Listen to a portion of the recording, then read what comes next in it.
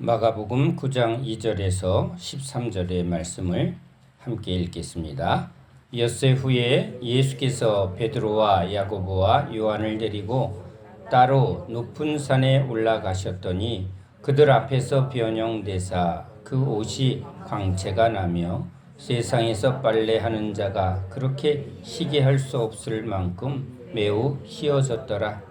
이에 엘리야가 모세와 함께 그들에게 나타나 예수와 더불어 말하거늘 베드로가 예수께 고하되 라삐여 우리가 여기 있는 것이 좋사오니 우리가 초막셋을 짓되 하나는 주를 위하여 하나는 모세를 위하여 하나는 엘리야를 위하여 하사이다 하니 이는 그들이 몹시 무서워하므로 그가 무슨 말을 할지 알지 못함이더라. 마침 구름이 와서 그들을 덮으며 구름 속에서 소리가 나되 이는 내 사랑하는 아들이니 너희는 그의 말을 들으라 하는지라. 문득 둘러보니 아무도 보이지 아니하고 오직 예수와 자기들 뿐이었더라. 그들이 산에서 내려올 때에 예수께서 경고하시되 인자가 죽은 자 가운데서 살아날 때까지는 본 것을 아무에게도 이르지 말라 하시니 그들이 이 말씀을 마음에 두며 서로 문의하되 죽은 자 가운데서 살아나는 것이 무엇일까 하고 이에 예수께 묻자와 이르되 어찌하여 서기관들이 엘리야가 먼저 와야 하리라 하나이까?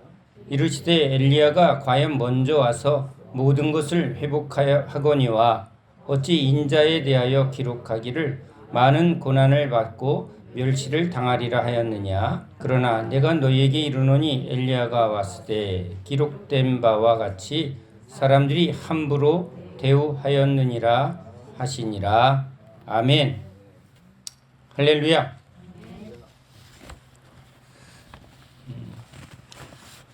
예수님은 우리를 구원하러 오셨습니다. 우리는 늘 구원에 대해서 말하고 있습니다. 그런데 구원은 우리 믿는 자뿐만 아니라 모든 사람들이 삶에서 구원을 추구합니다. 빚진 사람은 빚이 해결되어지면 구원이죠. 아픈 사람은 이 아픔이 병이 나으면 구원입니다. 아이가 없는 사람은 아이가 생기면 구원이고요. 대학에 합격하기를 바라는데 합격하면 그것이 구원, 원하는 것을 구하였다라고 표현할 수 있습니다. 우리에겐 아주 중요한 문제가 생겼습니다. 바로 죄입니다. 그런데 죄인으로 태어난 우리는 죄의 문제를 알질 못합니다. 모두가 죄인이니까. 모두가 소경인 나라에서 소경으로 태어났다면 소경이 무슨 문제가 있다고 여기겠습니까? 다 서로 안 보이니까. 그렇죠? 그런 것처럼 죄인으로 태어난 우리들은 죄에 대한 진짜 문제를 우리는 알지 못합니다. 죄는 감옥에나 있는 것이고 나쁜 사람들, 나쁜 죄를 범하는 사람들의 이야기라고 생각합니다. 때로는 우리도 사소한 죄를 범하니까 또 같이 고개를 끄덕입니다. 뭐 다 죄인이지 뭐. 그런데 예수님은 우리에게 오셔서 두 가지에 대하여 새로운 관점을 우리에게 가르치려 합니다. 죄란, 즉 우리의 문제가 해결되어지는 문제가 있는 것이 죄가 아니라 때로는 우리가 뭔가 문제가 생겨서 범하는 그런 범죄가 죄가 아니다라는 거죠. 그 수준이 죄가 아니라는 겁니다. 소경을 보여주며 저렇게 보지 못하는 것이 죄로 인합니다. 문둥병자를 보여주며 죄란 저렇게 다 썩은 것이다. 또 더 강하게 무덤 속에 있는 나사로를 보여주며 저렇게 죄는 죽은 상태다. 죽은 자에게 죽은 자를 장사 지내고 오라. 이해하기 힘듭니다. 살아있는데 살아있는 사람들이 행동하는 것을 주님은 지금 소경과 같고 문둥병자와 같고 죽은 자와 같다. 그 죄의 가장 큰 본질이 바로 선악과를 먹고 난 이후에 하나님과 완전히 분리되어 이제 하나님이 지은 인간의 목적을 잃어버리고 하나님이 인간을 향하여 계획한 하나님의 영광, 하나님이 가지신 하나님의 여러 귀한 그분의 성품이라든가 그분의 능력, 그분의 지혜에 우리 인간이 그 하나님의 영광에 이르도록 하는 것이 하나님의 목적이었는데 인간은 짐승의 수준으로 머물러 버렸다. 그것이 지금 하나님이 죄에 대하여 선포하는 것이죠. 우리는 우리의 시각과 우리의 문제에 대해서 집중하지만 하나님은 하나님의 목적과 하나님의 관점에서 구원을 말하려 하시는 것이죠. 그러니까 아픈 사람이 병이 고쳐지면 구원받았다라고 말하지만 주님은 너희들이 지금 그 육체의 문제는 구원을 받았지만 그들이 내게로 돌아와 예수님이 주시는 영광, 하나님이 가지신 하나님의 지혜, 하나님의 생명, 하나님의 능력, 그것을 하늘에 속한 신령한 복을 내가 주려고 왔는데 그들은 어디 갔느냐? 육체의 문제만 해결하고 그들은 필요한 것들이 다 채워진 것처럼 먹을 것이 해결되어지고 나서 그들은 일단 필요한 것이 다 해결되어진 것처럼 그들은 돌아갔는데 그들은 어디 갔느냐? 그것이 예수님의 질문이었습니다. 죄에 대하여 주님은 베드로를 통해서 우리에게 말합니다. 유대인으로서 율법을 통해서 죄의 문제를 늘 아주 실체적으로 경험하는 것이 유대인입니다. 죄는 감옥의 형벌로 또는 사회적인 지탄으로 그치는 것이 아니라 하나님은 죄에 대해서 더 입체적으로 느끼게 합니다. 물론 사회적 격리 또는 자신이 겪는 고통뿐만 아니라 그 죄의 해결을 위해서 지금 제단에 나와 양을 잡고 피를 흘리며 그것을 각을 뜨고 그것을 태우게 합니다. 여러분, 우리는 그런 장소에 가볼 기회가 없습니다. 도살장, 피비린내가 나서 우린 음식에 조금만 날 것 때문에 비린내가 나면 고개를 흔듭니다. 혹시 뭘 태우다가 비닐이나 또는 안 좋은 것을 태울 때 아주 고약한 냄새가 나죠. 여러분, 양을 태울 때 무슨 냄새가 날까요? 우린 잘 기억을 할 수가 없습니다. 왜? 경험이 없으니까.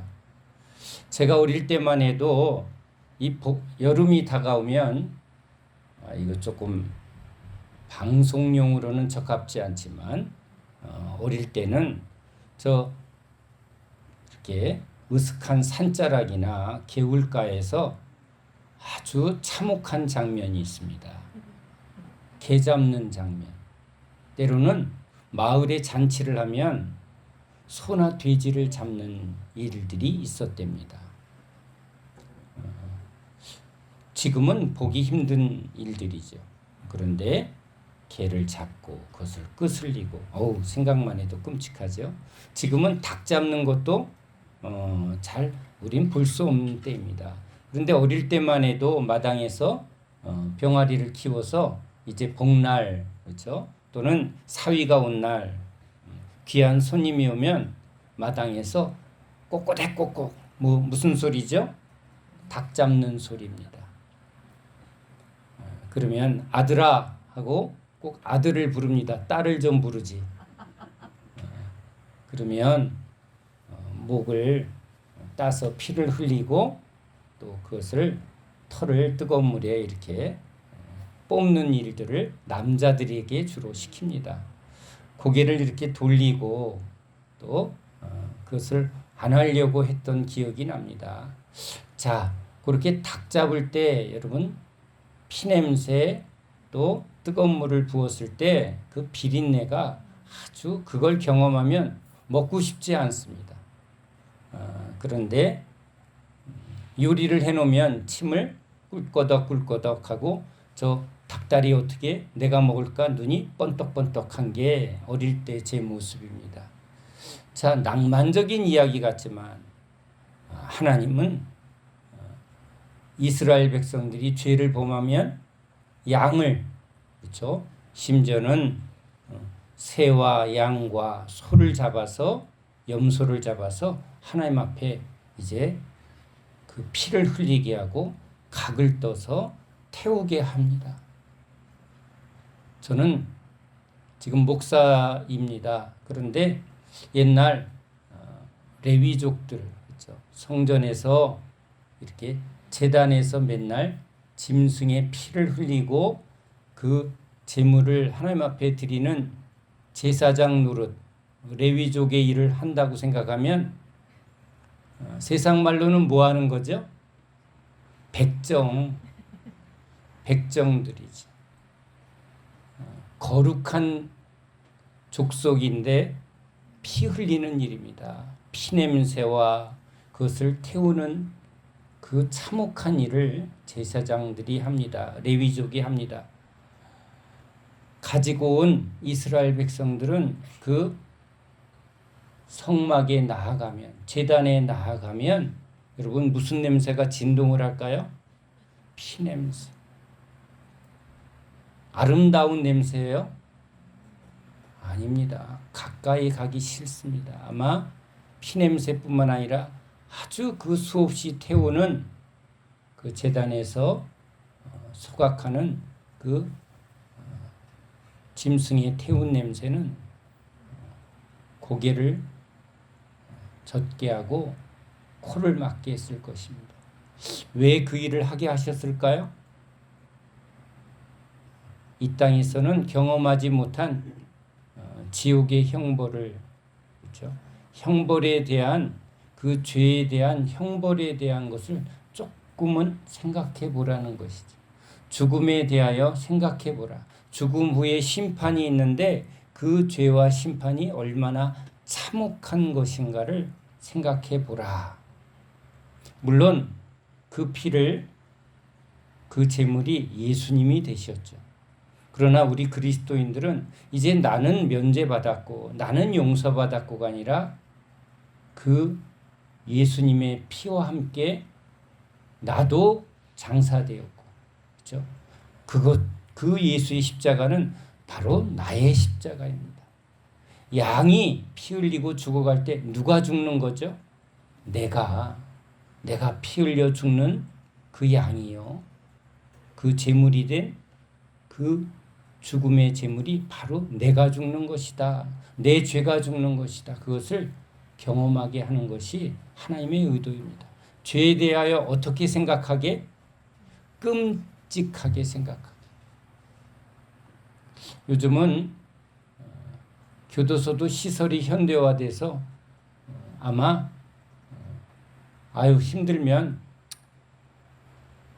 난 글로 들어갈 거야 라고 뻥이라도 칠 수 있는 시대죠. 그러나 죄는 그런 곳이 아닙니다.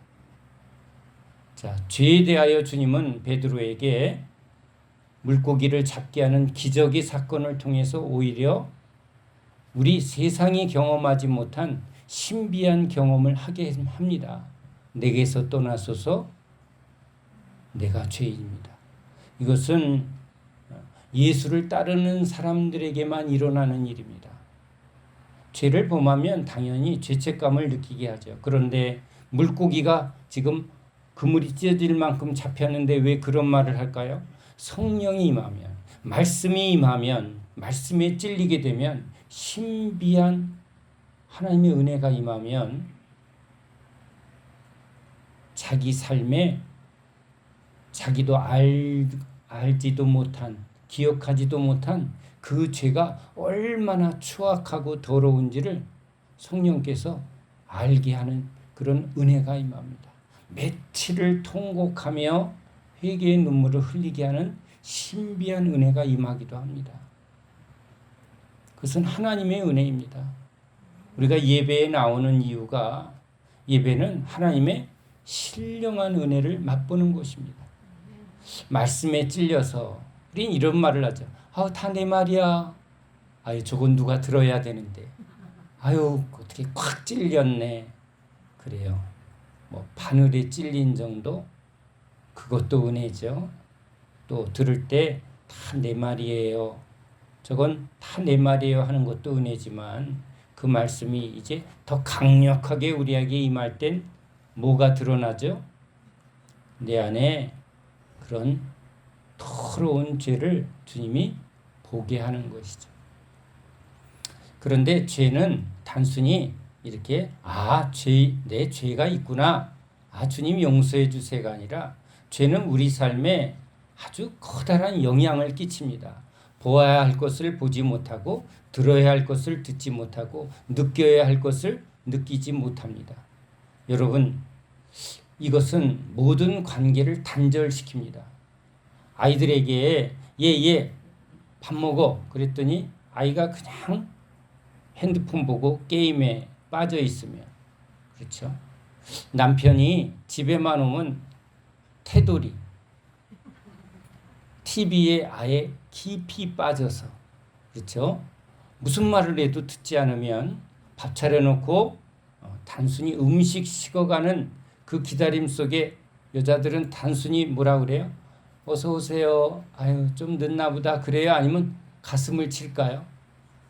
별거 아닌 일인데도 저렇게 듣지도 않고 전혀 이 상황을 알지 못하게 행동하는 저 모습에 답답해서 죽을 것 같다는, 일상에서 일어나는 작은 일인데도 이러니 여러분, 진짜 보아도 보지 못하고 들어도 듣지 못하고 전혀 느끼지 못하는, 그것은 모든 관계를 완전히 단절시키고 죽음에 이르는 거예요.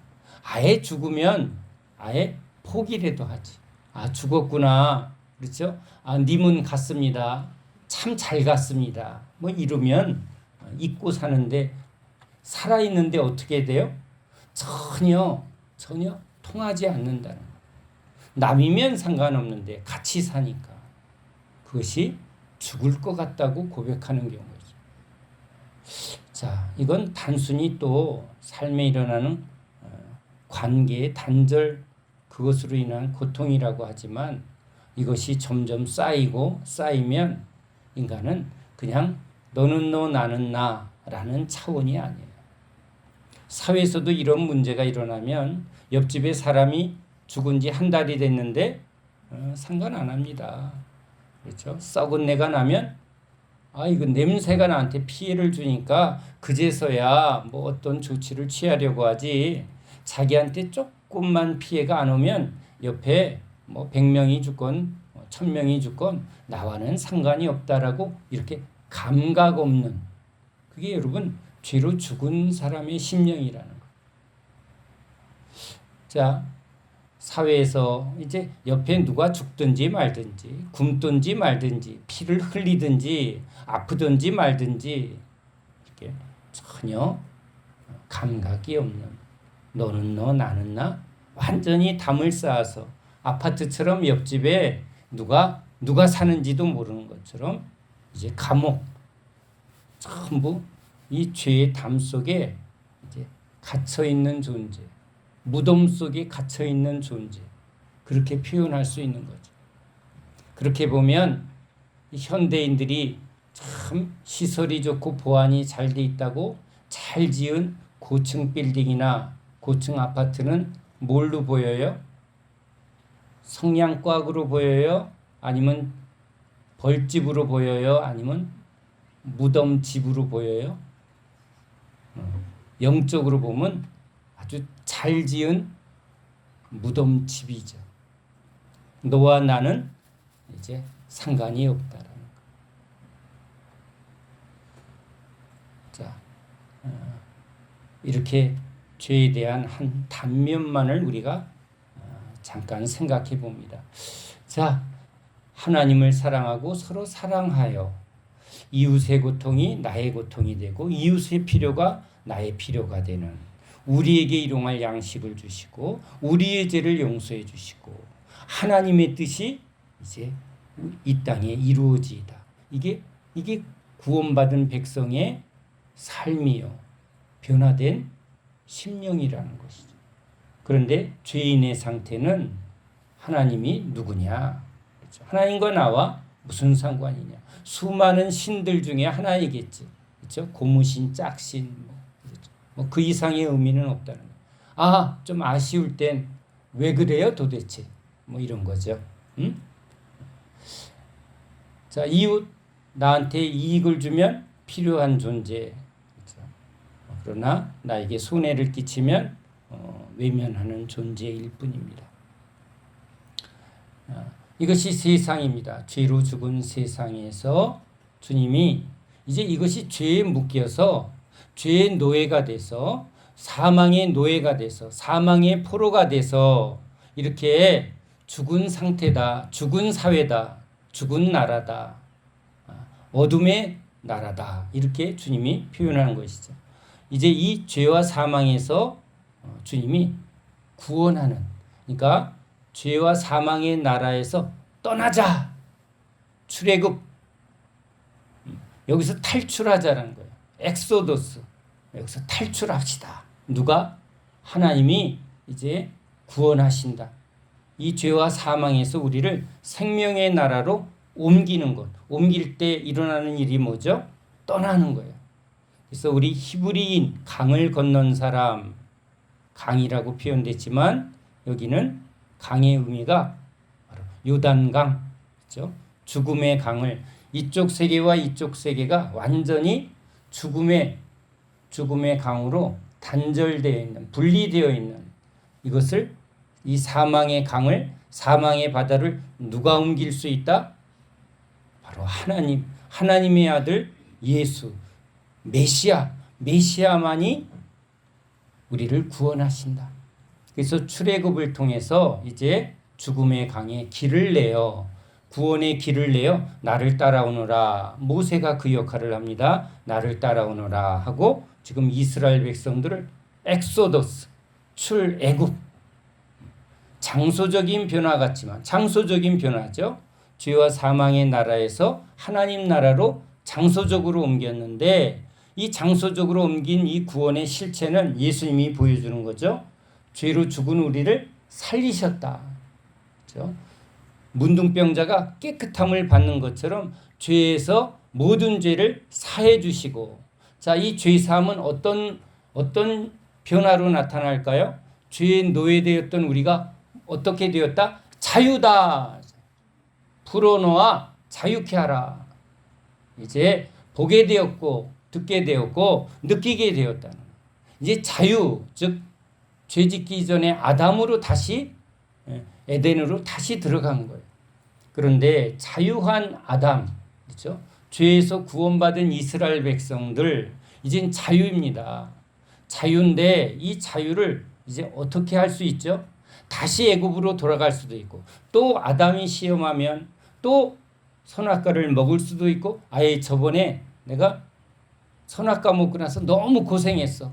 그거 먹고 탈나서 내가 너무 고생했어. 제가 굴을 너무 좋아했는데요. 어느 때 굴만 먹으면 제가 조용히 어디를 가야 합니다. 그러니까 이제는 굴을 보면 침은 흘리는데 그 결과 때문에 먹을까요? 안 먹을까요? 안 먹는데요. 가끔 넘어가요. 가끔. 너무 앞사람이 맛있게 먹으면. 그러니까 여러분, 이 유혹이요, 잠깐 그 결과를 잊게 만들고 어떻게 해요? 그냥 여기는 합리화시켜요. 조금만 먹을게.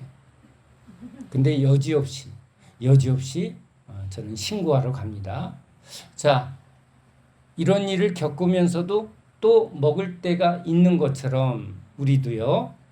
죄에 대하여 난 다시는 안 해야지 주님 앞에 회개기도 합니다. 용서받습니다. 용서는 단순히 없다는 게 아니라 이제 죄에서 자유하게 해줍니다. 그런데 또 자유해졌지만 유혹이 오면 넘어갈까요? 안 넘어갈까요? 넘어가기도 하고요. 넘어가지 않기도 해요. 이게 어떤 상태죠? 이게 자유한 거예요. 자유한 거예요. 그러니까 애굽으로 돌아갈 수도 있고 다시 아니에요. 난 주님 말씀에 순종할 거예요. 우리도 여러분 늘 이 자유한 가운데 주일날 약속이 있는데 약속이 없으면 그렇죠? 당연히 주님께 예배드려야지 하는데 갑자기 그것도 중요한 약속이 생기면 이제 고민해요, 안 해요? 이전에는 고민할 필요가 없죠. 알지도 못하고 믿지도 않으니까 약속이 먼저죠. 교회? 그런데 왜 가? 그렇죠? 그 교회 가는 사람 이해 못하겠어. 보아도 보지 못하고 들어도 듣지 못하는데 이제 하나님이 살아계시는구나. 하나님이 우리를 구원하시는구나. 자유를 얻었는데 자유한 우리들이 이제 어떤 상태가 돼요? 가기도 하고 안 가기도 한다. 이건 자유예요. 제가 저렇게 암 때문에 고통받는 분들하고 같이 기도를 하다 보면 주님께서 저를 통해서 이렇게 말하시는 것을 듣게 됩니다. 제가 오히려 듣습니다. 우리 어제 주집사님이 또 밤에 기도해달라 하는데 주님이 제 입을 통해서 이렇게 선포하십니다. 너에겐 지금 자유가 있다는 거예요. 어떤 자유가 있냐면 지금 육신은 고통이 있는데 노예가 된다는 건 고통에 끌려가서 인사불성이 되는 거예요. 이 술에 중독이 되면 먹고 싶지 않아도 먹는 상태죠. 죄에 중독이 된 거는 죄의 노예가 된 건 나 안 할래 하는데 계속 죄를 범하는 상태예요. 그렇죠? 저도 술을 먹을 때 이제 안 먹을래 말했다가 말한 걸로 그대로 돼요? 아니면 또 반복을 할까요? 자, 이렇게 사소한 거지만 여러분 죄란 우리에게 삶이 되고 습관이 되고 아주 그것이 체질이 된 상태예요. 그걸 의학적으로는 중독됐다라고 말하는데 여기는 죄는 노예다 그래요. 죄라는 세력이 우리를 죄의 노예로 만들었다. 자, 그런데 자유는 뭐예요? 이젠 할 수도 있고 안 할 수도 있는 상태. 자, 육신의 고통이 우리를 인사불성되게 하면 우린 이길 힘도 없으니까 어떻게 나 죽을래 이렇게 되는데 주님이 은혜를 딱 주면 우리 안에 이제 주님을 볼 것인가 아니면 고통을 붙들 것인가의 자유가 주어졌다는 거예요. 주일날 예배를 드릴 것인가 아니면 산으로 놀러 갈 것인가 자유해요. 우리는. 믿지 않는 사람들은 여기 해당이 안 돼요. 우리들의 이야기예요. 그래요, 안 그래요? 자, 똑같습니다. 우리가 만약에 육신의 고통이 있는데 그냥 하나님 아무리 옆에서 주님을 보세요 해도 지금 정신없어 미치겠는데 왜 이래? 그리고 이런 상태는 어떤 상태죠?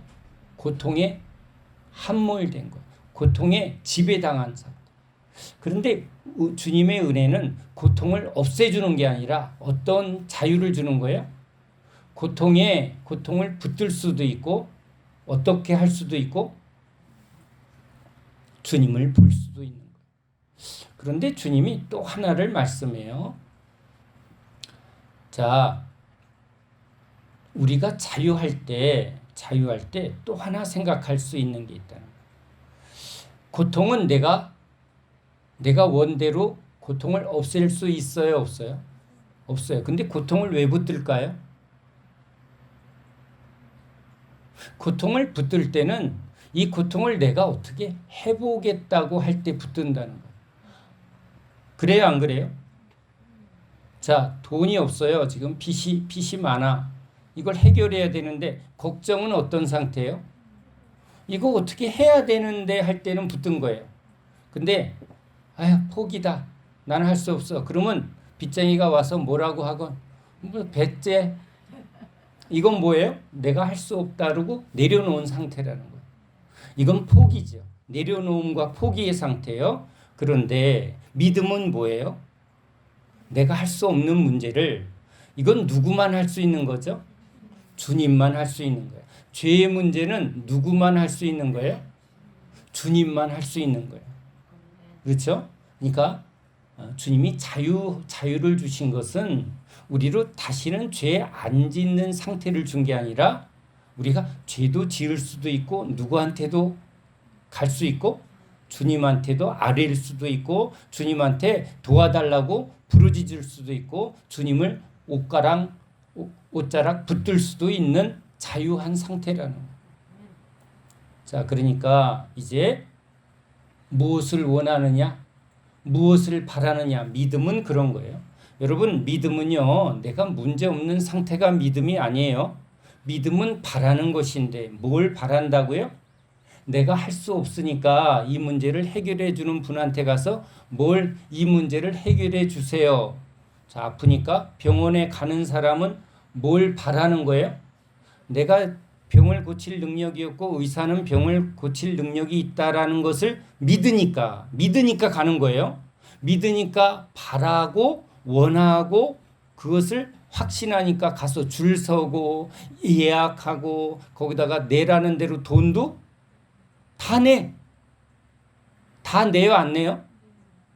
빚도 내서 다 내대. 왜?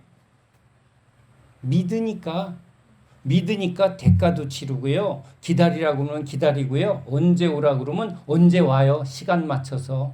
말도 잘 들어. 그걸 성경은 뭐라는 단어를 써요? 순종. 복종이에요, 순종이에요? 어휴, 믿음은 순종을 해요. 그래요, 안 그래요? 그러니까 우리도 우리의 문제를 지금 붙드는 건 뭐예요? 이건 내가 해결하려다. 자, 어제 아프죠?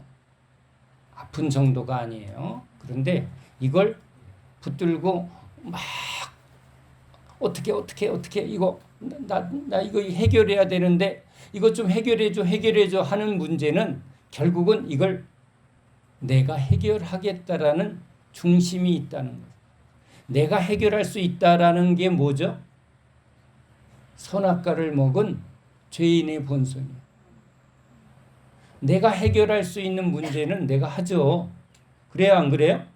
그건 문제가 아니에요. 근데 해결할 수 없을 때 그걸 붙드는 이유는 뭐죠? 어떻게든지 이걸 내가 해결해 보려고 할 때 붙들고 부모님한테 뭐라 그래요? 붙들고 얘기하는 거예요. 도와주세요, 붙들고. 조금만 도와주면 내가 해결해 준다는 거예요. 그래요, 안 그래요? 그러니까 내가 붙들고 막 요청하는 거예요. 이건 내가 해결하겠다는 거예요. 나랑 관계를 통해서 나를 도와주면 내가 해결하겠다는 거예요. 내가 해결하겠다고 할 때는 붙들고 해요. 그런데 내가 해결할 수 없다. 이 문제는 내가 해결할 수 없다. 나는 피조물입니다. 이건 내가 해결할 수 없습니다. 이건 나는 지혜도 없고 능력도 없고 나는 이걸 할 수 없는 자입니다. 자, 미련하고 어리석은 사람은 뭘 한다? 할 수 없는 일을 자기가 하려고 할 때 미련하다고 그래요. 어리석다고 그래요. 지혜는 뭐죠? 일은 내가 할 수 없는 일이네. 그렇죠? 이걸 깨닫는 거예요. 그러니까 깨달음은 누구에게로 가는 거죠? 죄의 문제는 누구만 해결한다? 주님만 해결한다. 자, 싸워서 한번 이겨보자. 애굽의 군대와 한번 싸워보자. 근데 싸우니까 맨날 져. 싸우니까 지는데 누가 도와주면 이기더라? 주님께로 갔더니 주님이 말씀하셔. 저 적들을 너에게 붙이노니. 그렇죠? 자, 내가 저 적을 내 손에 붙였나니 가라 하면 그 말을 듣고 갔더니 무슨 일이 일어났다고? 적들이 다 꼬꾸라지더라. 그러죠? 하나님의 말씀을 듣고 갔더니 자, 저 깊은 곳에 그물을 던지라. 그 말을 듣고 그 말을 믿고 그물을 던졌더니 고기들이 누구 말을 듣더라? 주님 말을 듣고. 고기는 내 말을 들어요, 안 들어요? 안 들으니까 뭘로 유혹하죠? 미끼로. 근데 미끼를 유혹했더니 고기들이 영악한 고기들은 물어요, 안 물어요? 안 물어요. 안 물어요. 자, 그런데 미끼도 안 던졌는데 고기가 그물로 막 뛰어들어오는 일은 누가 하는 일이에요? 그건 누구만 할 수 있는 일이죠? 저건 하나님이시구나. 하나님 앞에, 하나님의 능력 앞에. 그렇죠? 그래서 성경은 능력 주시는 자 안에서 할 수 있습니다. 그렇죠? 능력을 주면 할 수 있고 능력을 주지 아니하시면 할 수 없습니다. 할 수 없으면 어떻게 하고 있는 거죠? 주님 앞에 뭐 하는 거예요? 기다리는 거예요. 주님 앞에 엎드려 주님이 말씀하실 때까지 기다리는 거죠. 왜? 내게는 답이 없고 답을 내주실 분은 누구니까? 주님이시니까. 그러니까 기도란 어떻게 보면 주님한테 아뢰고 주님이 말씀하실 때까지 기다리고, 기다릴 때 가만히 있으면 심심하니까 우리 믿는 사람들이 뭐라고 하면서 기다리는 줄 아세요? 주여, 주여, 주여. 그래요, 안 그래요? 나만 그러나? 가만히 있으면 졸아요. 그래서 가끔씩 주여, 제가 지금 기다리는 거 아시죠? 주여. 그 뜻이에요, 저는. 가끔씩 요비링 눌러주는 거야. 주님, 나 여기 있어요. 나 지금 기다리고 있는데 저 좀 쳐다보세요. 저는 급한데 주님은 안 급하시나요? 저는 급해요. 때르릉 때르릉 주여, 주여. 아이고, 제가 하는 거예요. 자, 믿음은 뭐예요? 바라는 것인데, 믿음은 바라는 것인데 내가 할 수 없는 것을 깨닫고 이 일을 해결해 줘야 되는데, 해결해 주려면 두 가지가 꼭 필요해요. 저분이 날 사랑해 줘야 되고 능력이 있어야 돼. 여러분이 아무리 돈이 필요해도 그냥 아무 지점에 가서, 지점장실에 가서 돈 좀 빌려주세요 그러면 누가 올까요? 네, 수의 아저씨 옵니다. 경비 아저씨 옵니다. 바로 쫓겨나갑니다. 자, 주님이 나랑 상관이 있어야 돼요. 그렇죠? 그게 언약이라는 거예요. 피의 언약, 생명의 언약. 자, 그래서 예수님이 이제 피의 언약, 생명의 언약을 맺으러 온 새 언약의 주님이시죠. 자, 그러니까 주님이 두 가지를 우리에게 충족시키는 분이에요. 사랑해 주셔야 되고 능력으로 해 주셔야 돼요. 아멘이죠? 그래서 십자가는 하나님의 사랑이요 하나님의 능력인 줄로 믿습니다. 그러니까 우리는 십자가에 못 박히신 예수님을 바라보며, 그렇죠? 주님이 나의 죄를 위하여, 나의 고통을 위하여 십자가에 피 흘리시고 죽으셨습니다. 그 예수님을 믿고 예수님의 새 언약의 피를 믿고 십자가를 믿으면 누가 일하신다? 하나님 아버지가 일하신다. 이스라엘 백성들이 애굽에서 살려주세요 그랬더니 하나님이 시끄러워서 응답했어요? 아니면 아브라함과의 언약을 기억해서 움직이셨어요? 네, 아브라함과의 언약을 기억해서.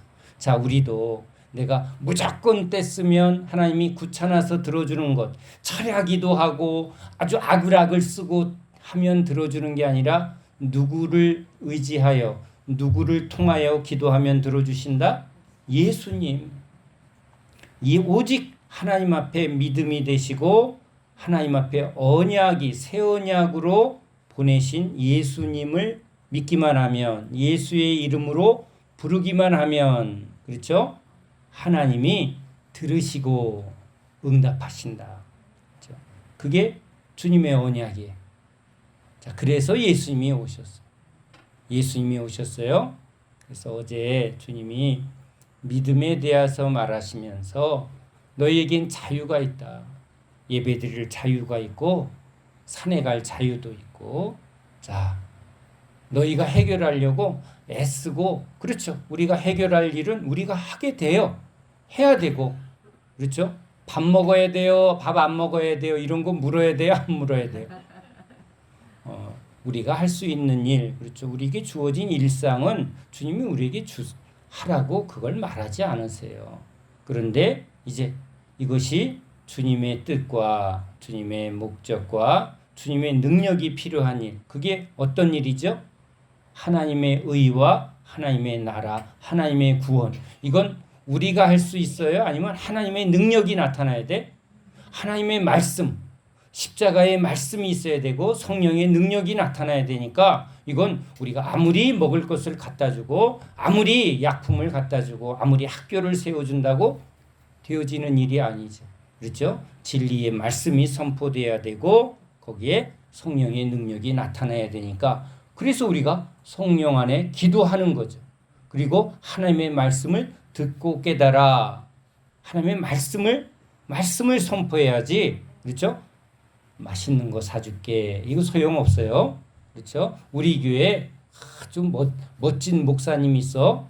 시설이 좋아. 우리 교회에 사람이 많아. 소용없는 얘기예요. 그렇죠? 그러니까 지금 예수님이 우리에게 믿음을 주러 오셨어요. 믿음, 뭘 바라봐야 되는가? 무엇을 구해야 되는가? 무엇을 찾아야 되는가를 알게 하고 깨닫게 해야 우리가 믿고 구하는 것이죠. 그러니까 지금 주님이 따라오너라. 자, 제자들을 데리고 지금 이제 주님에 대하여 주님을 알아야 하나님의 뜻이 무엇인가를 알아야 하나님의 뜻대로 우리가 바라보고 믿을 수가 있는 거죠.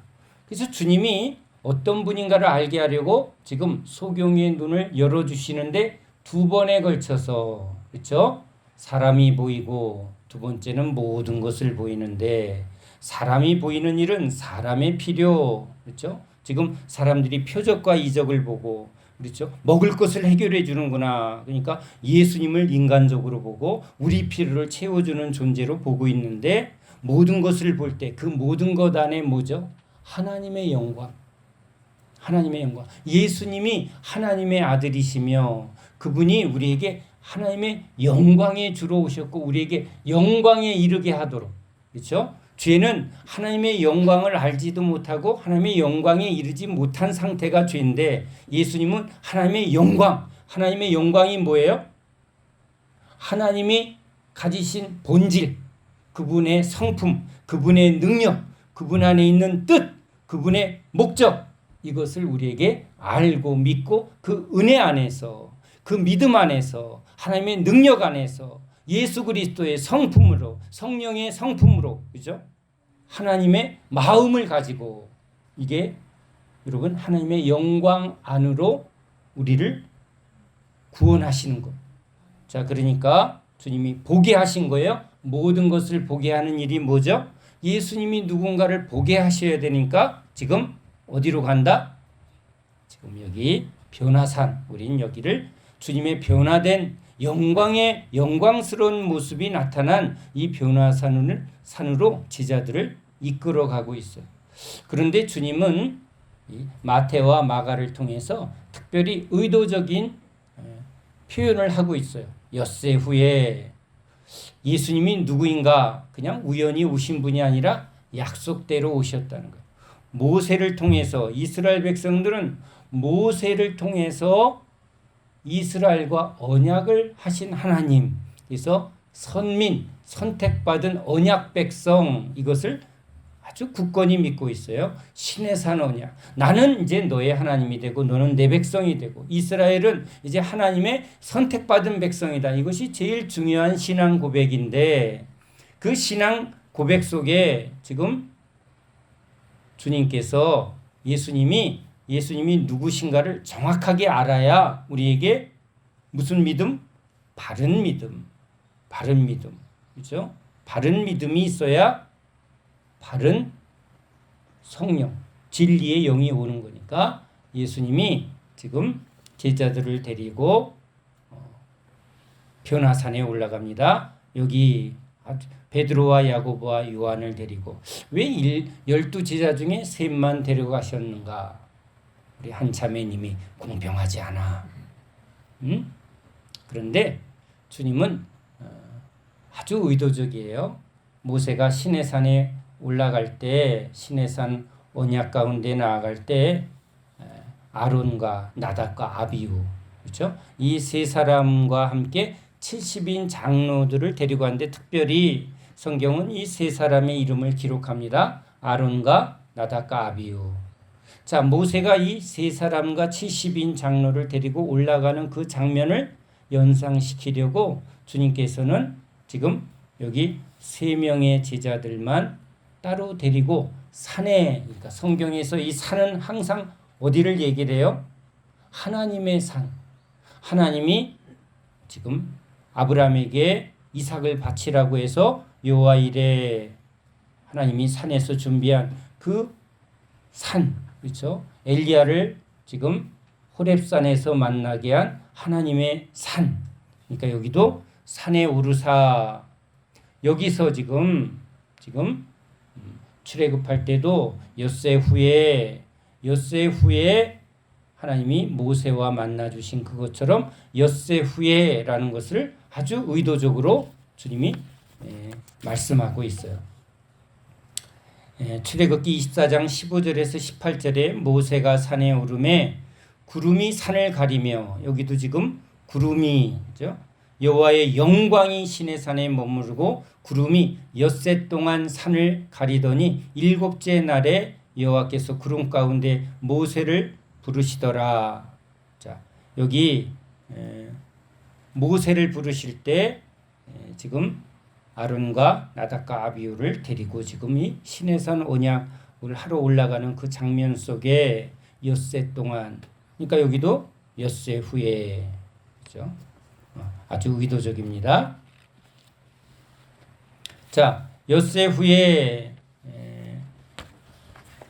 예수님이 변화된 모습을 나타냅니다. 그 옷이 광채가 나며 세상에서 빨래하는 자가 그렇게 희게할 수 없을 만큼 매우 희어졌더라.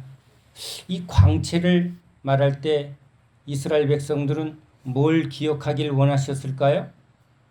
모세가 시내산에 올라가 40일 동안 하나님을 만나고 왔더니 그 모세의 얼굴에 뭐가 나타났다고요? 광채가 나타났다. 그 빛이 얼마나 강했는지 수건으로 얼굴을 가려야만 했어요. 출애굽기 34장 29절에 모세가 그 증거의 두 판을 모세의 손에 들고 시내산에서 내려오니 그 산에서 내려올 때 모세는 자기가 여호와 말하였으므로 말미암아 얼굴 피부에 광채가 나나 깨닫지 못하였더라. 그 빛이 얼마나 강한지. 요거는 잠깐 여담 같지만 자기는 자기 얼굴을 못 봅니다. 제가 회개의 영이 임하고 성령의 충만함을 받은 그 예배 후에 함께했던 한수경 집사님이 이런 얘기를 합니다. 얼굴에서 빛이 나서 눈이 부셨다고. 근데 요즘 목사님 그 얼굴이 아니에요. 그게 더 저한테 큰 찔림이 되더라고요. 얼굴이 빛이 나는데 요즘 그 빛이 없대. 여러분도 우린 교회 안에서 그런 일들을 보게 됩니다. 은혜 받으면 얼굴이 어때요? 네, 콜드크림은 비할 수가 없습니다. 그건 변장이고요. 진짜 얼굴에서 빛이 납니다.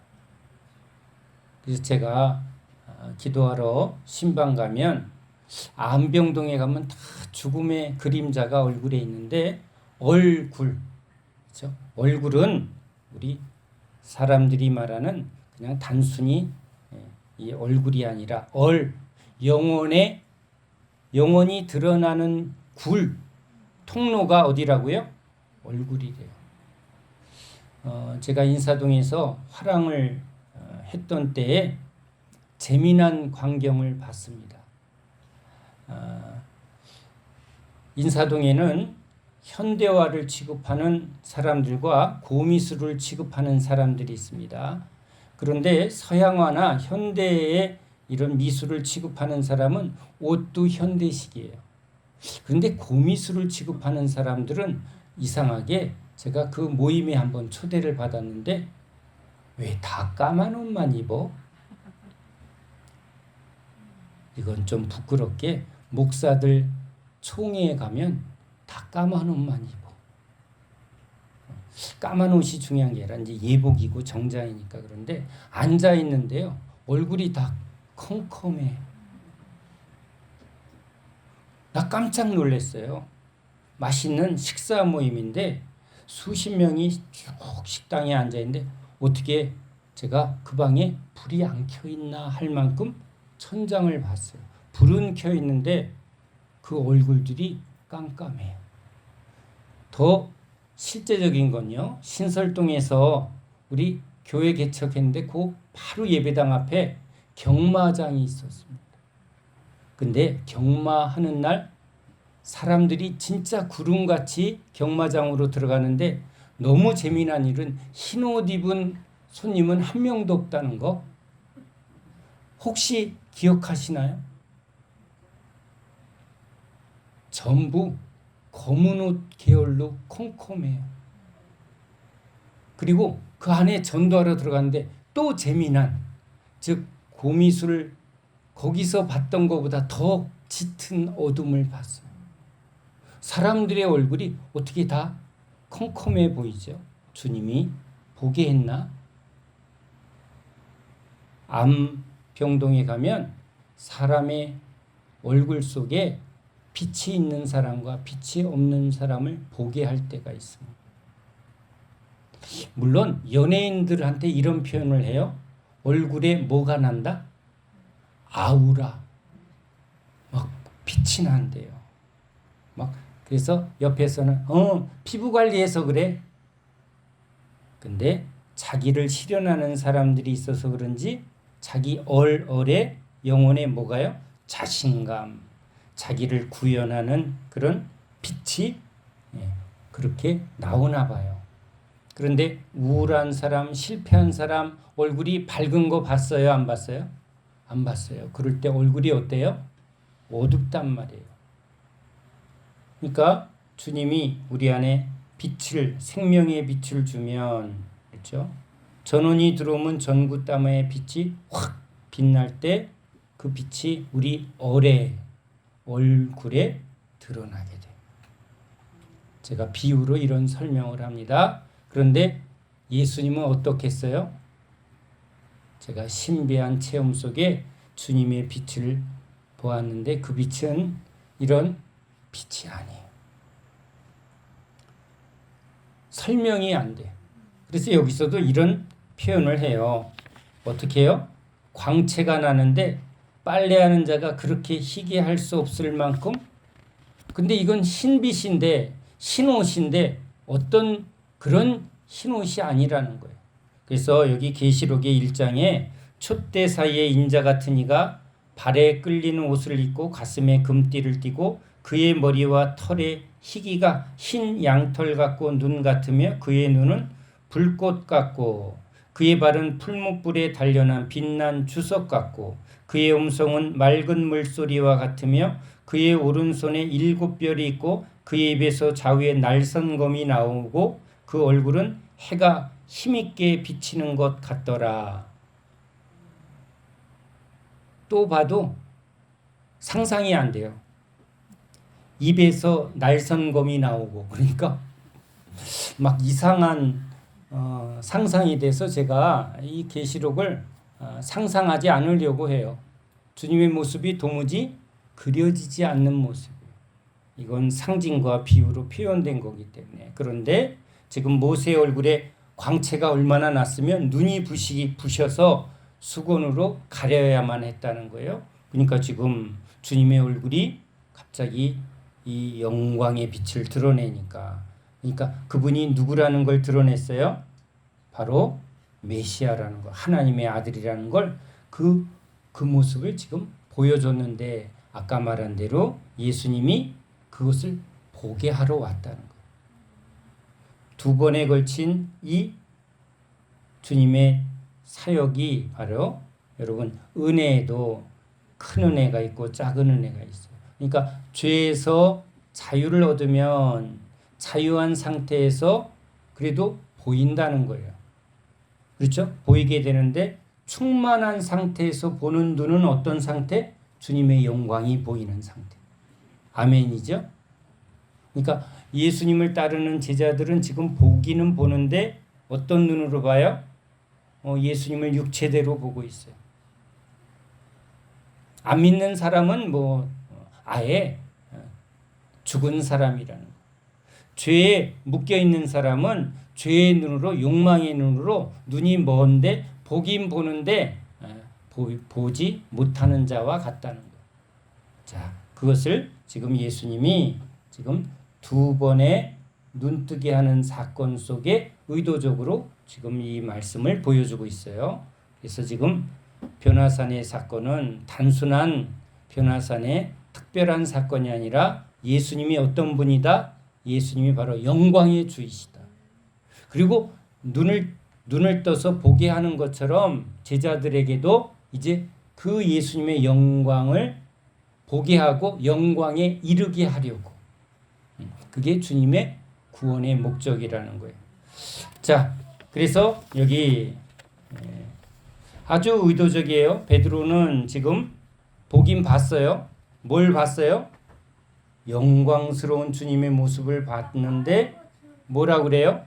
초막집을 짓고 모세가 보이고 엘리야가 보이니 그는 지금 보이는 것에 대해서 와, 이건 놀라운 일인데 이게 도대체 무슨 일인지는 알지 못하지만 지금 그가 말하는 내용, 그렇죠? 그가 말하는 내용은 그 안에 있는 베드로 안에 있는 거예요. 그러니까 초막집을 짓고 우리도 은혜 받으면 우리 입에서 뭐 별 얘기가 다 나와요. 은혜 받았으니까 뭐 간이라도 다 빼줄 것 같고 쓸개도 빼줄 것 같고 또 그 은혜 받았을 때의 마음은 뭐든지 다 표현되어지기도 하고 때로는 충동적이기도 하고 때로는 우리 안에서 뭐 왜 이런 말을 했지? 라는 언어도 나올 때도 사실이 있어요. 자, 베드로는 지금 육적인 그리스도인이에요. 육적인 신앙이에요. 그러니까 육적인 해석밖에는 못해요. 모세를 보고 엘리야를 봤습니다. 그런데 왜 모세가 왔는지 엘리야가 왔는지 사실은 알질 못해요. 근데 누가복음에서는 별세할 것을 엑소도스, 즉 모세는 출애굽한 이스라엘 백성들을 애굽에서 구원하는 역할을 통해서 예수님의 구원을 이제 보여주기 위해서 하나님이 선택한 선지자라는 것이죠. 그래서 우리는 모세가 이제 이스라엘 백성들을 애굽에서 구원한 하나님의 종으로서 그 역할을 할 때 바로 예수님이 이제 진정한 구원자라는 것. 무엇을 통해서? 십자가를 통해서 육적인 세상적인 모든 것들을 십자가에서 폐하고 부활의 생명으로 완전한 새 생명으로 구원을 완성하는 메시아라는 것을 예수님이 지금 보여주는 거예요. 그래서 구약에서 그 역할에 충실했던 모세, 엘리야는 이제 가나안 땅에 들어간 후에 이스라엘 백성들이 하나님의 시내산 언약을 깨트리고 계속 배반을 하고 있어요. 그래서 엘리야와 수많은 선지자들이 계속 이제 선포합니다. 하나님께서 언약을 파기한 이스라엘 백성들에게 지금 경고하시고 또 심판을 예고하시면서 거기서 뭔가 하나님이 약속한 게 있어요. 남은 자를 구원하리라. 남은 자, 부르터기에 남은 자를 구원하는 하나님의 언약의 그 선포자들이 구약의 선지자들이에요. 선지자들은 단순히 기적을 행하고 능력을 행한 것이 아니라 바로 예수님을 또 선포하는 그 역할을 한 게 엘리야죠. 그래서 구약에 그런 역할을 한 선지자의 대표로 엘리야가 지금 나타나 있습니다. 이제 예수님이 예루살렘에 올라가 죽으시고 부활하신 그 십자가를 통해서 진정한 엑소더스, 진정한 출애굽의 구원이 이루어지죠. 출애굽한 이스라엘 백성들 광야에서 자유를 얻었는데 고난이 주어지니까 자꾸 다시 애굽으로 돌아가려고 합니다. 죄의 성향에 시험에 자꾸 넘어집니다. 그래서 어디를 통과해요? 요단을 통과해야 돼요. 십자가를 통과해서 영원한 안식의 땅, 바로 가나안 땅에 들어가는 그것을 예표하는 일, 그게 바로 이 구약의 모세와 여호수아가 지금 그 구약에서 그 일을 행했는데, 바로 예수님이 십자가를 통과하면서 십자가를 통해서 이제 성령의 충만함과 성령 세례를 통해서 이제 사도행전에 하나님의 영광에 이른, 영광의 능력을 받은 제자들, 그 하나님의 백성들, 새로운 백성들, 새 언약의 백성들을 지금 예수님이 완성하려고 오신 것이죠.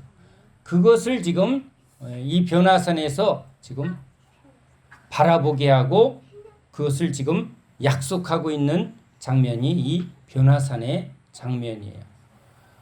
그래서 예수님께서 지금 누구인가? 바로 하나님의 아들이시며 그가 그리스도이심을 선포하는데, 그것을 하나님이 또 다시 확증하는 일, 하나님이 확증해야죠. 그래서 구름 가운데 하나님이 말씀하십니다. 이는 내 사랑하는 내 아들이요 내 기뻐하는 자라. 여러분, 이 말씀은 어디서 또 들은 말씀이죠? 예수님이 요단에서 세례받을 때 바로 하나님 아버지께서 이제 예수님이 누구인가를 분명하게 말씀하셨어요.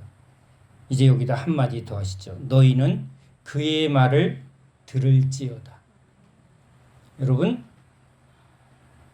안약을 사서 눈에 바르고, 그렇죠?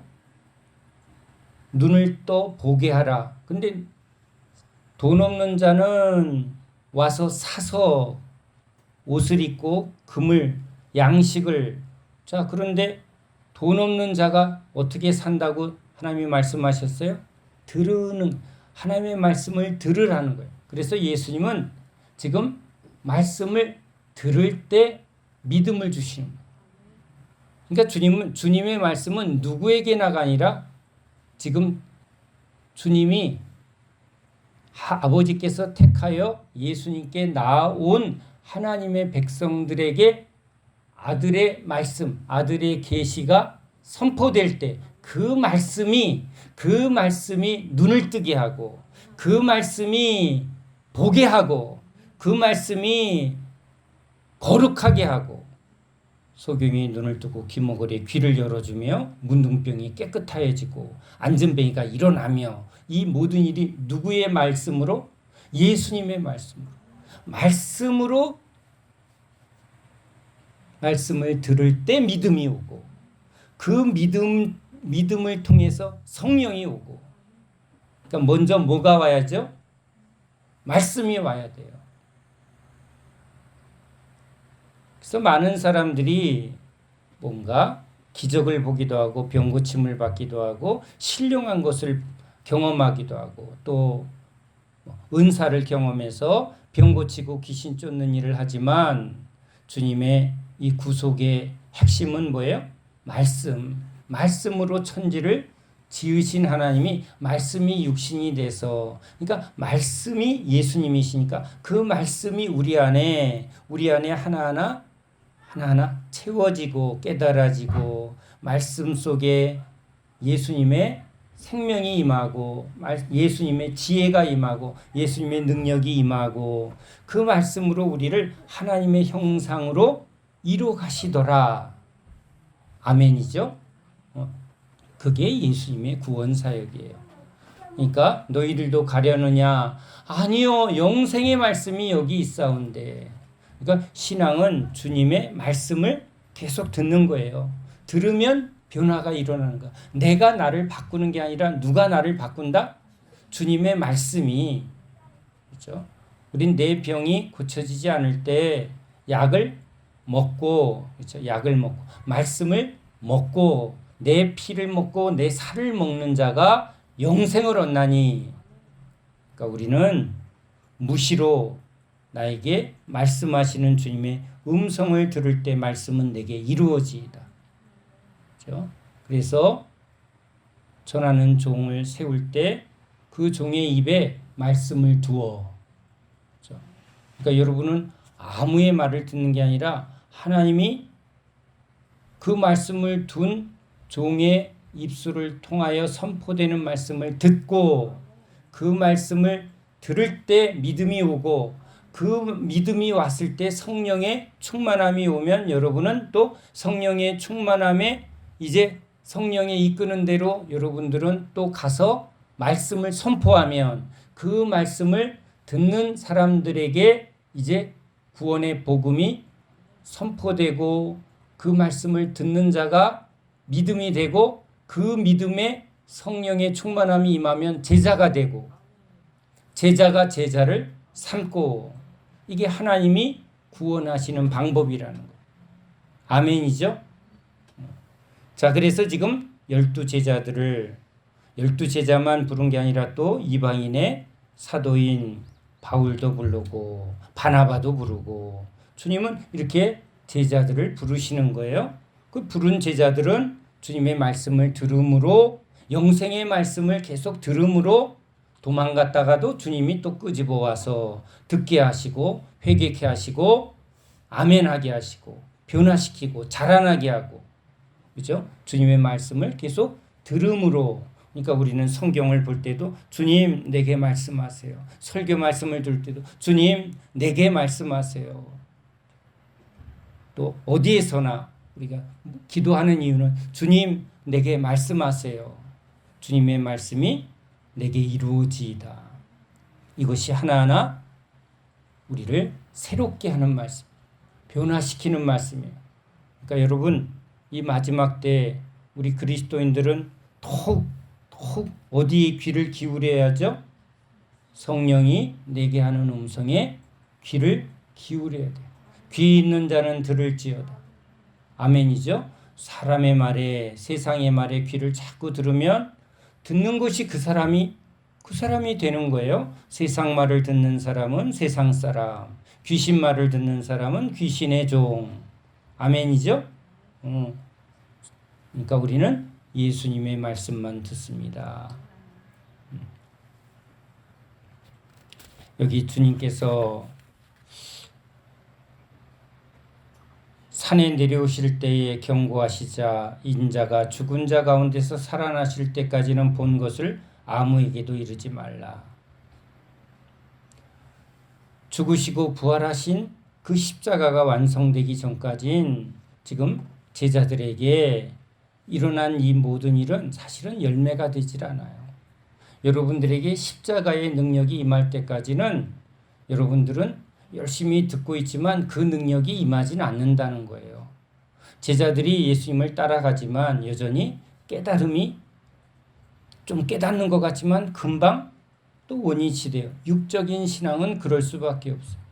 육적인 신앙은 여러분이 열심히 하면 영적으로 되는 게 아니라 누가 영적으로 바꾸신다? 주님이. 그러면 주님은 우리를 어디로 이끌어 가신다? 십자가로 이끌어 가신다. 십자가의 말씀으로 이끌어 가신다. 그러니까 우린 계속 주님의 말씀이 내게 임하고 깨달아지고 믿어지는데 어디로 간다? 십자가. 계속 예수의 십자가를 바라보고 주님의 말씀에 내가 아멘 아멘 할 때 내가 십자가에 못 박혀 죽었나니 날마다 자기를 부인하고 자기 십자가를 지고를 이루어 가신다는 거예요. 그러면 아까 말한 대로 자유가 주어졌는데 우린 육적일 때는 말씀이 이렇게 우리에게 주어지면 순종할 때도 있지만 베드로처럼 사단의 시험에 넘어질 때가 있다 없다? 있다. 그러면 그런 일이 있을 때마다 내가 어떤 죄인이다? 죽을 수밖에 없는 죄인이다. 죽었나 싶었더니 여전히 안 죽은 나를 발견하니까 날마다 뭘 붙들더라? 십자가 붙들더라. 그 십자가를 계속 붙들 때 주님이 이제 주님의 때가 참에 뭐가 임한다? 성령 충만이 임하더라. 성령 충만을 받은 사람은 능력 주시는 자 안에서 이제 능력이 자꾸 임하니까 이기는 자가 되더라. 이기려고 해서 이기는 게 아니라 능력이 오면 이겨져요, 안 이겨져요? 이겨지는 거예요. 그걸 누가 안다? 귀신이 먼저 알고. 여러분이 능력의 충만함을 입으면 누가 제일 먼저 하냐면 귀신이 제일 먼저 알아요. 주님은 당연히 아시죠. 주신 분이니까. 귀신만 알아요? 아니면 다른 사람도 알아요? 우리 아들이 한번 이런 얘기를 한번 한 적이 있어요. 아빠, 뒤에 앉아서 보니까 다 보여. 뭐가? 듣는 태도를 보니까 어느 집사님은 믿는지 어느 집사님은 진짜 믿는지 자기 눈에도 보인대. 참 애들 눈에도 보인다는데. 근데 신앙생활 한 분들도 다 사실은 봐요, 안 봐요? 다 봐요. 저분이 성령 충만한 사람인지 성령 충만한 사람이 아닌지 알아요, 몰라요? 알아요. 위로부터 성령의 충만함을 받았는지 안 받았는지는 본인도 알고 누구도 안다? 귀신도 알고 성도들도 알더라. 그래서 교회에 7집사 세울 때 친한 사람 뽑았어요? 아니면 하나님이 성령의 충만함을 준 사람들만 뽑았어요? 그러면 성도들이 알았다, 몰랐다? 알았다. 자, 그러니까 우린 성령 충만함 받은 사람들은 또 한 번 받았으면 끝까지 성령 충만 다 되는 거예요? 아니면 계속 성령 충만을 구해야 돼요? 계속 성령 충만을. 그러니까 우린 계속 주님을 향하여 계속 달려가는 자예요. 성령 충만하신 온전하신 예수님을 향해서 먼저 받은 사람이나 아직 안 받은 사람이나 다 예수의 십자가를 붙들고 믿음으로 가는 사람이에요. 이미 이루었담도 아니요. 그렇죠? 너는 받았냐? 나는 안 받았는데. 이런 신앙이 아니라는 거예요. 받은 사람이나 안 받은 사람이나 주님의 은혜를 주시면 우리는 꼭 다 된 것처럼 은혜가 임하면 이기게 되고, 그렇죠? 안 되면 꼬꼬록 하고 허부적거리고. 이런 과정을 통해서 날마다 예수 십자가에 내가 못 박혀 죽었나니 하고 예수 십자가를 날마다 짊어지고 예수 생명이 내게 나타나 주소서, 성령의 충만함을 날마다 구합니다 하는 사람들은 예수님의 새 언약의 백성들이요. 그것을 모르는 사람은 육적인 신앙에서 초보에서 계속 머무르고 있는데 향방 없이, 그죠? 목자 없이 유리하는 사람들, 때로는 자기 듣고 싶은 소리만 들으러 인간적이고 세상적인 누룩을 잔뜩 먹고 그래서 언약의 안식의 땅에 들어가지 못하는 사람들도 있더라. 히브리서에서 경고합니다. 그러니까 양들은 딱 하나예요. 저와 여러분은 모두가 양입니다. 누구만? 예수님만. 난 예수님만 따라갑니다. 오늘 말씀하시죠? 너희는 그의 말을 들으라. 그러면 주님이 제일 많이 하신 말씀이 뭘까요? 제자들에게 나를 따르라예요. 시작할 때부터도요. 나를 따르라. 그렇죠? 십자가에서 도망갔다가 주님이 모아놓고는 저 요한은 어떻게 돼요? 뭐 이런 얘기 자꾸 물으면 주님이 야 그런 거 상관하지 말고 너나 잘하세요 이렇게 안 하고 너는 나를 따르라. 그래요, 안 그래요? 주님은 우리를 계속 인도하시는 우리 목자이세요. 그러니까 여러분 우리가 제일 진심으로 주님 앞에 기도해야 될 기도는요. 주님, 나는 주님의 음성을 듣고 주님만 따르는 양입니다. 나는 주님의 말씀만을 듣겠습니다. 이젠 세상 말, 사람 말, 달콤한 말 누룩 먹어서 누룩 먹으면 어떻게 된다고? 비만해져요. 듣고 싶은 것만 들으면 자꾸 둔해지고 미련해져서 누구한테 끌려가더라? 사단한테 끌려가더라.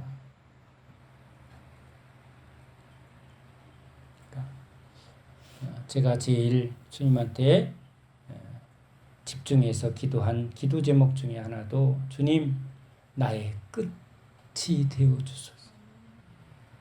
그게 주님의 약속이에요. 근데 우리도 또 뭐예요? 주님 난 끝까지 예수님만 따라가겠습니다. 예수님께 충성하겠습니다. 예수님만 따라갑니다.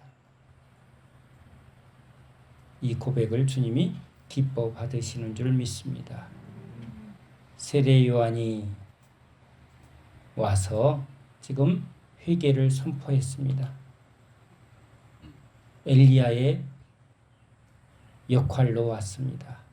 아버지의 마음을 알게 하고 아버지의 마음을 받게 하려고 온 게 바로 말라기의 약속의 말씀인데 말라기 4장 5절 6절에 보라 여호와의 크고 두려운 날이 이르기 전에 내가 선지자 엘리야를 너희에게 보내리니 이 선지자는 누구였죠? 세례 요한이었습니다. 그가 아버지의 마음을 자녀에게로 돌이키게 하고 자녀들의 마음을 그들의 아버지에게로 돌이키게 하리라. 그렇죠? 세례 요한의 사역은 예수님을 지금 가리키는 사역이에요.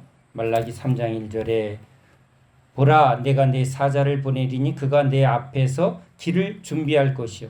지금 세례 요한이 길을 예비한 자였어요. 너희가 구하는 바 주가 갑자기 그의 성전에 임하시리니 곧 너희가 사모하는 바 언약의 사자가 임하실 것이라. 언약의 사자, 새 언약의 사자 누구죠? 예수님. 자, 종들의 사역은 철저하게 새 언약의 사자이신 예수님의 그 길을 선포하는 거예요. 그렇죠? 그러니까 우리는 쇠하여야 하겠고 주님은 흥하여야 하겠습니다. 세례 요한의 고백인데 이건 또 우리 예수님을 전하는 모든 종들의 고백이죠. 우리 예수님만 높아지옵소서. 예수님만 바라봅니다. 우리는 쇠하여야 하겠고 우리는 미랄이 되어야 하겠고 예수 십자가만 나타나 주시옵소서. 새 언약이 이루어지게 해 주시옵소서. 그래서 졸다가 들어도 뭘로 결정을 봐야 한다? 예, 십자가로 결정을 봐야 합니다. 아멘이죠? 네, 여러분도 항상 기도는 뭘로 마침을 해줘야죠? 네, 주님 십자가에서 주님 나는 날마다 죽어야 합니다. 그렇죠? 그 십자가의 종으로 살게 해주소서. 새 언약의 백성으로서 새 언약을 선포하는 종으로 살게 해 주옵소서. 주님의 기뻐하는 기도인 줄로 믿습니다. 기도합니다. 하나님, 이 마지막 때에 세상은 거리두기로 서로 만남도 서로의 관계도 멀어지는 이때 우리는 더욱 하나님께 가까이 하나님의 백성들과 몸을 이루어 새 언약의 성취자이신 예수님, 그 예수님의 음성을 듣고 예수님만 따라가기를 원합니다. 너희는 그의 말을 들을지니라. 맞습니다. 우린 예수님의 음성만을 듣고 따라가는 제자들입니다. 주님 끝까지 예수님의 십자가만을 붙들고 끝까지 주님 따라가는 저희들 되게 하소서. 예수님의 이름으로 기도합니다. 아멘. 사랑의 고백 주님 앞에 하겠습니다.